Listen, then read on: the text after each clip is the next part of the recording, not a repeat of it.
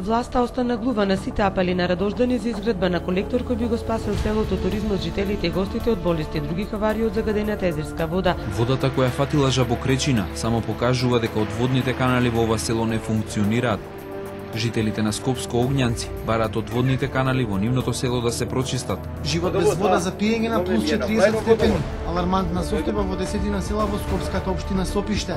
Сонцето пече, земјата пука, а вода нема ни за лек. Патот до неа за жителите на највисокото Валандовско село Казандоло е долг и тежок. Водовод има, вода нема и во 21 век таа е најголемиот проблем за 150 домаќинства на селото Чанаклија. Битолското село Кравари на 10 километри од грчката граница неколку месеци се дави во смет. Грозна слика на булеварот Србија.